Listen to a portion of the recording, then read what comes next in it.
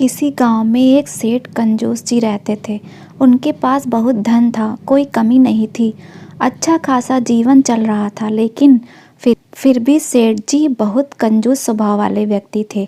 कभी कोई दान पुण्य नहीं करते। एक दिन वह कहीं जा रहे थे, तभी उनकी दृष्टि एक खजूर के पेड़ पर पड़ी। सेठ जी ने सोचा, यदि मैं यह खजूर तोड़ लूं तो इन्हें बेचकर काफ़ी धन कमा सकता हूँ। ऐसा सोचकर वह पेड़ पर चढ़ने लगे। लालच में उन्हें यह ध्यान ही नहीं रहा कि वह काफ़ी ऊपर आ चुके हैं। अचानक उनकी दृष्टि नीचे गई तो सिर घूमने लगा। वह डर के मारे थर थर काँपने लगे और खजूर तोड़ना भी भूल गए। अब तो वह प्रार्थना करने लगे कि हे भगवान, कैसे भी मुझे नीचे सुरक्षित उतार दो। मैं वादा करता हूँ कि पूरे 1000 ब्राह्मणों को भोजन करवाऊंगा। ऐसा कहकर उन्होंने अपनी आंखें बंद कर ली और धीरे धीरे नीचे खिसकने लगे। वह लगातार भगवान का नाम जपे जा रहे थे। थोड़ी देर के बाद जब वह लगभग पेड़ के बीच में पहुंच गए तो उनका भय कुछ कम हुआ। मन में लालच आ गया। बोले, प्रभु ब्राह्मण, 1000 कुछ ज़्यादा ही हो गए हैं। मुझे लगता है कि 500 ब्राह्मण भी उचित ही रहेंगे। ऐसा कहकर वह और नीचे उतरे। अब वे धरती पर आ गए थे तो ईश्वर को धन्यवाद दिया और बोले, प्रभु आप तो दाताओं के दाता हैं। मैं ठहरा तुच्छ प्राणी। मैं चाहे 500 को भोजन कराऊं अथवा 1 को, आपको कौन सा फर्क पड़ता है। किंतु मैं प्रण लेता हूँ कि एक ब्राह्मण को भोजन करवाकर खूब दान दक्षिणा देकर विदा करूँगा। ऐसा कहकर वे अपने घर पर पहुँच गए। भगवान भी सेठ की कंजूसी देखकर हंस पड़े और सबक सिखाने की ठानी। अगले दिन सेठ जी अपने गांव के ऐसे ब्राह्मण की खोज में निकले जिसके भोजन की खुराक सबसे कम हो। ऐसे ही एक दुबले पतले ब्राह्मण को उन्होंने खोज लिया और उसको भोजन का न्योता देकर वापस आ गए। वह ब्राह्मण सेठ की कंजूसी के संबंध में सब कुछ जानते थे। उन्होंने सोचा कि आज इसको सबक सिखाने का अच्छा अवसर मिला है। उधर सेठ जी अपनी पत्नी को सब कुछ समझाकर दुकान चले गए। कुछ देर बाद ब्राह्मण आ गए। सेठ की पत्नी ने उन्हें आदर सहित भोजन परोसा। उन्होंने आंख बंद की और मंत्र पढ़ा और बोले, भोजन से पूर्व 1 सोने का सिक्का दक्षिणा में रखो। सेठ की पत्नी धार्मिक और दानी स्वभाव की थी।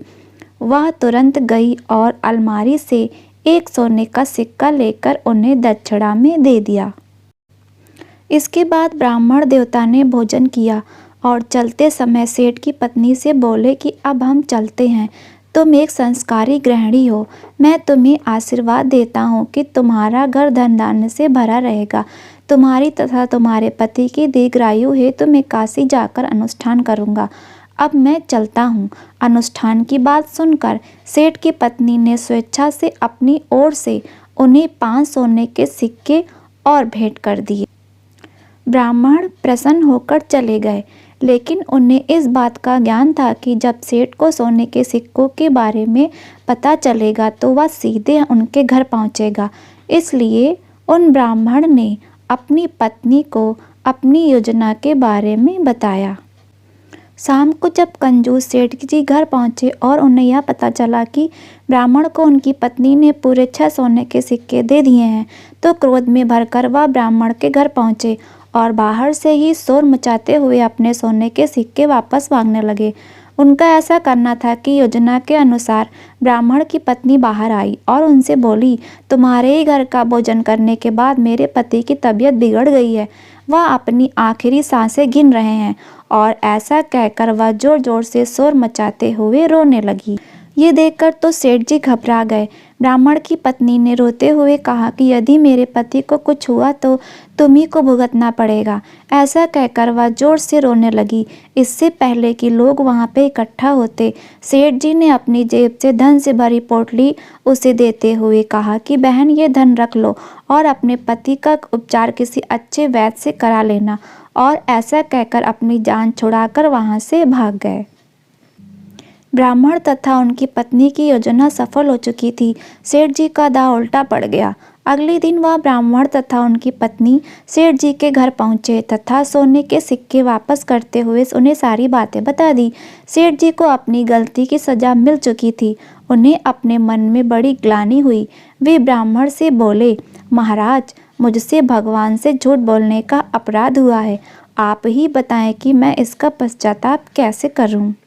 ब्राह्मण ने कहा, सेठ जी, यदि आप पश्चाताप करना चाहते हैं तो अपने धन का कुछ हिस्सा अनाथाश्रम, वृद्धाश्रम तथा गरीब वंचितों आदि में दान करें। इससे उन दीन दुखियों की सहायता भी हो जाएगी और आपका दान भी सार्थक हो जाएगा। सेठ जी ने ऐसा ही किया तथा साथ ही उन्होंने भविष्य में कभी भी किसी से झूठा वादा न करने की कसम खाई।